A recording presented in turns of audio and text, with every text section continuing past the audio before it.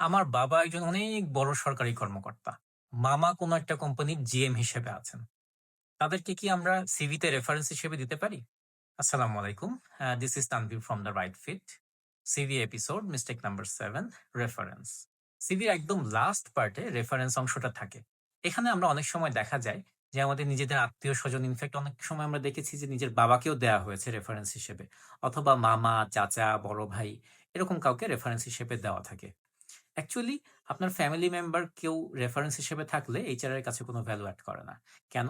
কারণ এইচআর আপনার প্রফেশনাল পারফরম্যান্সটাকে একদমই যাচাই বাছাই করতে পারে না যদি আপনি কোনো পার্সোনাল ফ্যামিলি ব্যাকগ্রাউন্ডের কাউকে দেন। আপনার উচিত হবে আপনি আগের কোম্পানিতে যে রিপোর্টিং অফিসার বা সুপারভাইজারের আন্ডারে ছিলেন তাকে রেফারেন্স হিসেবে দেওয়া। তাহলে এইচআর রেফারেন্সের কাছ থেকে আপনার পারফরম্যান্স সম্পর্কেও কিছুটা আইডিয়া পাবে। যারা ফ্রেশার আছেন তারা কি করবেন? তাদের তো আগে কোনো ওয়ার্ক এক্সপেরিয়েন্স নেই। সেক্ষেত্রে আপনি আপনার ইউনিভার্সিটির কোনো প্রফেসর বা কোনো টিচারকে দিতে পারেন, যার সাথে আপনার একটা ভালো সম্পর্ক আছে।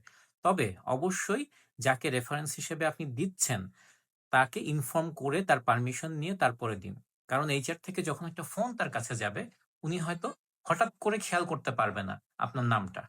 সেজন্য আগে থেকে জানিয়ে রাখুন যে কাকে আপনি রেফারেন্স হিসেবে দিচ্ছেন।